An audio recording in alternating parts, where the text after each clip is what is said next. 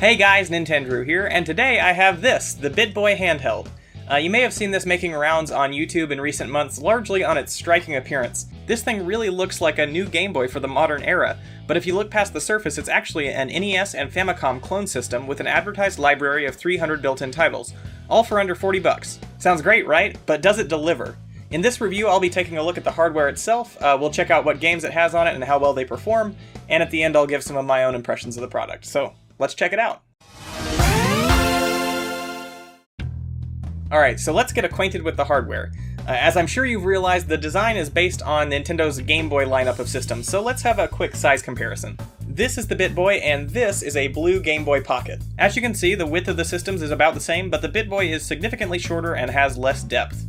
Of course, a lot of that saved space can be attributed to the lack of a cartridge port because, as I mentioned earlier, this guy actually plays built-in NES titles rather than Game Boy or Game Boy Color games. Now, to that point, interestingly, this unit has what appears to be a micro SD card slot at the top of the system. But if you tear down the BittBoy, you'll find this slot is absolutely empty. There is no card reader, and no ability to sideload your own ROMs or backups. My best guess is that the BittBoy uses an existing plastic mold for a similar device, or maybe the manufacturer is planning to release an upgraded version of the console at some point. Next to the fake SD card slot is the power switch, and along the right side is the volume control. On the bottom there is a port for the included AV cables, because this system does allow you to output gameplay to a TV through composite video, and to the right is a micro USB port for charging the rechargeable battery. So let's boot up the BittBoy and check out some games. I will say, before getting too deep into the console's library, the screen is definitely this handheld's strong point. Graphics look crisp and bright with very vibrant colors. However, sometimes these colors can be a bit off, which may be a side effect of poor emulation. Overall, though, the screen does an admirable job of recreating the visuals of these NES classics. So with no SD card slot and no way to sideload games or backups, your options are limited to the games that are built into the system. So let's take a look at those 300 advertised titles. To the BittBoy's credit, the system does come loaded with some great NES games, like Super Mario Bros. 3, Excitebike, Contra, and Balloon Fight. The system even has some of my favorite obscure gems and exclusives, such as Devil World and Panic Restaurant. All that being said, we should address the elephant in the room, which is the issue of licensing. Now, I can't say this with absolute certainty, but like many other NES clones that came before it, I'm pretty sure the developers of the BittBoy haven't gone through the correct channels and processes to license all these great NES titles. And with that in mind, it certainly isn't surprising that it started to disappear from bigger retail sites like Amazon. On top of that, these classic NES titles that do perform up to standard on the BittBoy are a bit of a minority. A huge portion of these 300 titles suffer from hilariously bad translations, are poorly made ROM hacks, or just flat out don't work. Take this one for example, a game simply listed as Harry Potter, a series of books which you might remember wasn't in publication until well after the launch of the 64. If you try to run this game, you're greeted with a garbled mess of broken music and corrupted graphics.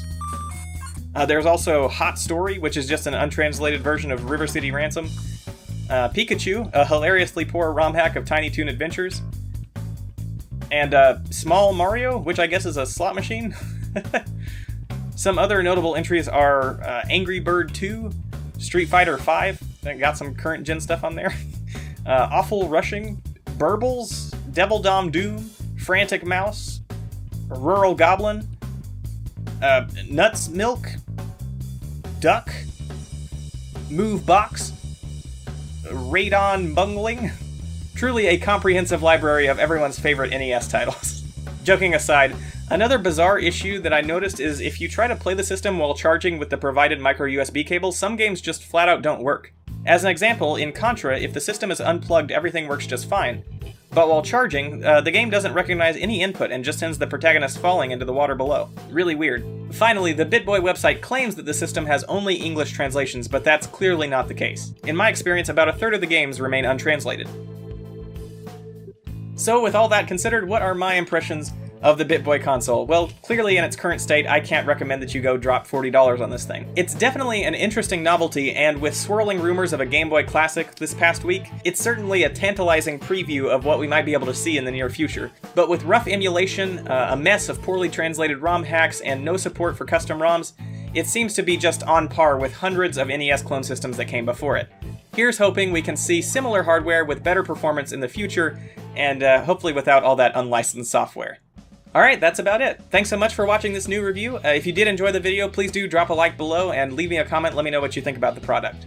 And if you haven't already, please consider subscribing to Nintendrew for all sorts of cool gaming content, and otherwise I'll see you next time. Bye!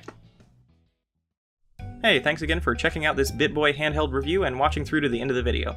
If you'd like to get updates on the channel and participate in the Nintendrew community, please do check the description for links to Twitter, Facebook, Discord, Twitch, and other social platforms. We would be very happy to have you.